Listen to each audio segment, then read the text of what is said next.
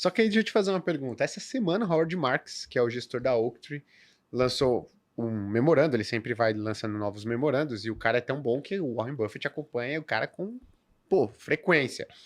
Então eles estão sempre Será mesmo que ele conversando. acompanha com frequência ou ele quis ser educado no prefácio de um livro e isso Ah, não, entrou pra cara, história, assim, né? não sei, não dá pra gente saber, né? Às vezes é um cara, porra, não. Né? Mas eles são muito bons, os memorandos São. do Howard Marks são muito bons. E essa semana ele né, levantou a hipótese, porque ninguém nunca crava, é muito difícil alguém cravar, vai ter uma bolha.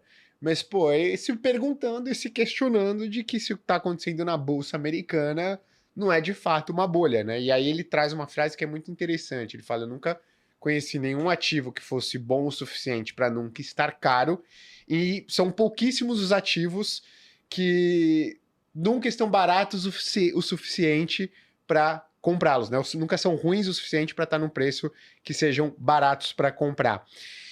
E aí esse é o ponto, assim, tem muita gente que tá de fora, a gente tá falando aqui, deve ter uma boa parte das pessoas que não tem dinheiro na Bolsa Americana por dois motivos.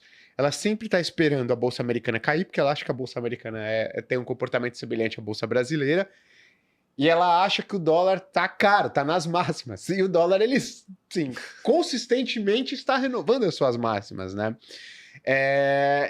Então, só que agora é um cara que é acompanhado pelo mercado financeiro global levantando uma hipótese de bolha, né? E aí a gente já fala, no mercado tradicional já fala que as ações nos Estados Unidos estão esticadas desde o início de 2022. Eu lembro que, assim, muitos fundos multimercados no Brasil estavam inclusive vendidos em bolsa americana, fundos multimercados lá nos Estados Unidos, e foi um ano assim que, cara, a bolsa americana subiu contra todas as probabilidades, expectativas, enfim.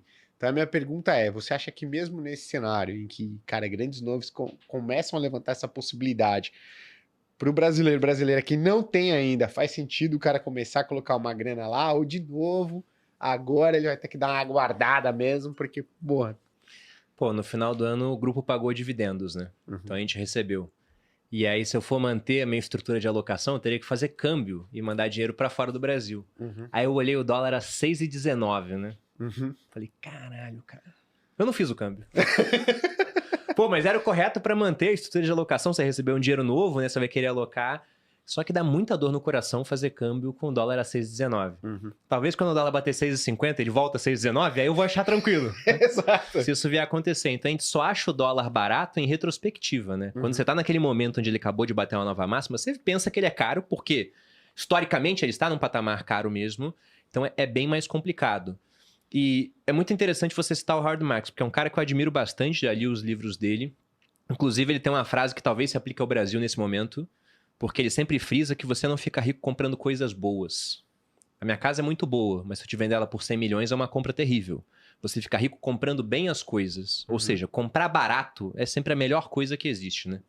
E definitivamente, quando você olha para certas empresas americanas, principalmente aquelas empresas de maior renome, são empresas já muito grandes.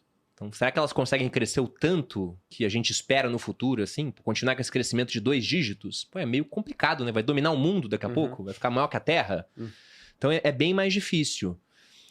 E eu acho que a gente pode ver, sim, que lá fora, assim como aconteceu basicamente toda vez que depois você tem uma revolução tecnológica, a gente está vivendo uma bolha. Porque se você pega o mercado americano, já teve bolha de um monte de coisa, cara. Bolha de estrada de ferro, bolha de telégrafo, bolha de pista de boliche, a bolha.com nos anos 2000, a bolha imobiliária. Então a gente vai ter uma bolha de A. Se a gente não está numa bolha ainda, provavelmente teremos, né? Porque sempre vai ter uma animação acima da expectativa, resultados muito bons que a gente espera sejam replicados no futuro e eventualmente não são. Agora você tá um outro cara, que é o Peter Lynch, que ele fala que mais dinheiro foi perdido, né, tentando antecipar crises do que em crises de fato. Eu vi muita gente aqui no Brasil que quando a gente começou a ficar bem mais barato, falou, cara, lá tá mais caro, aqui tá mais barato, eu vou vender lá para comprar aqui. Aqui continuou barato e lá ficou mais caro ainda. Então acho que para pessoa física que não tem nenhum tipo de alocação lá fora, isso vai doer agora nesse momento, mas ela deveria pensar em estruturalmente ter alguma coisa lá. Porque vamos imaginar que nessa mesa aqui nós estejamos conversando com indianos, com argentinos, com mexicanos, com sul-africanos, com russos. Ou seja, basicamente o pessoal dos BRICS, vamos colocar assim, né? Ou elegível para entrar nos BRICS, mesmo nível. E aí o argentino vai e te fala, cara, eu tenho 100% das minhas finanças na Argentina. Aí o indiano fala, eu tenho 100% na Índia. E o russo fala, eu tenho 100% na Rússia. Eu, como brasileiro, vou olhar e falar, cara, esses caras estão correndo muito risco. Exatamente. Aí imagina esses caras ouvindo, eu tenho 100% no Brasil, e ele pega um pouco para olhar o noticiário do Brasil. O que está acontecendo do ponto de vista político, o Estado gastando mais, tentando fechar a conta, aumentando impostos, o juro muito alto, que tende a dar uma sufocada na economia, em crescimento. Se ele vê também a parte de como o jurídico está atuando aqui no Brasil também, que é um negócio que chama atenção no mundo inteiro. Esse cara vai falar, poxa, será que é sábio você ter 100% no Brasil? Se a gente fosse pensar no investidor realmente global, o cara que equilibrar as finanças dele, colocando um pouquinho em cada país que é relevante. O Brasil hoje é menos de 1% da produção econômica mundial. Você pega a PIB mundial, o Brasil é menos de 1%. Então, é sensato ter 100% do seu dinheiro em um país que ele é apenas 1%, sendo que, como vocês já levantaram na Finclass em pesquisa, o brasileiro tem parte do custo de vida dolarizado. Uhum. Acho até que muito mais do que o pessoal está acostumado a pensar. Porque se eu pego a minha rotina, eu acordo, primeira coisa que eu faço é desligar o despertador no iPhone da Apple. Pô, não tem iPhone, Bruno? Tá, mas seu celular é Samsung, é alguma marca que não é a Positivo. Uhum. Não é uma empresa nacional. Uhum. Aí depois disso, você vai lá e confere as suas mensagens no WhatsApp, que é da Meta, que é uma empresa americana. E aí nessas mensagens, alguém do trabalho te enviou alguma coisa para você fazer e você não lembra muito bem como é que faz. Aí você vai e pesquisa, sei lá, no ChatGPT, que é da OpenAI, que é investido na Microsoft. Ou você vai no Google, onde já tem resposta por IA. Ou no Google você pode achar um vídeo do YouTube, que vai te ajudar naquilo. Aí você vê que tem um livro que fala sobre o assunto. Aí você vai comprar provavelmente na Amazon. Aí você levanta e vai escovar o dente com a pasta da Colgate. Aí você vai pra cozinha, aí finalmente você toma um café. Dá 3 corações. Aí você fala, pô, empresa brasileira, a primeira que eu vi. Mas o café é uma commodity. É negociado em dólar. Aí o cara pega o carro para ir pro trabalho de uma marca que não é brasileira, com combustível também, que é uma commodity. Então a gente vive em dólar, a gente come dólar. E o cara não tem nada. Então quando o dólar sobe, o cara não tem patrimônio, ele não tem renda, ele sofre muito com isso. Ainda que de maneira, né, não imediata, porque esse impacto da subida vai chegar no preço via inflação. Mas ele sofre com isso. Então o interessante é que as pessoas entendam que se parte do custo de vida é dolarizado, elas deveriam ter na sua alocação, uma parte lá fora, que nem você defende na Finclass, cara. Uhum. É simplesmente isso. Seria muito melhor ter começado a dolarizar quando o dólar estava R$4? É muito melhor, né? Exato. Então agora é o momento onde a bolsa está no patamar, né, perto do all-time high, e também com dólar a 6,20, é mais complicado? Então você começa com menos, você vai molhando o pé. Aí depois você aproveita quedas eventuais para que você possa fazer isso. Uhum. E aí se a bolsa lá fora realmente cair, vamos imaginar que ela caia totalmente descolada da economia, né?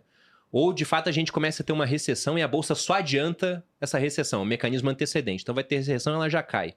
Geralmente, quando há uma crise nos Estados Unidos, a gente pode falar que um general está sempre pronto para lutar a sua última guerra, né? As últimas crises todas terminaram em impressão de dinheiro. Sempre termina assim. Então, se imprimir dinheiro novamente, cara, a bolsa vai subir, vai recuperar.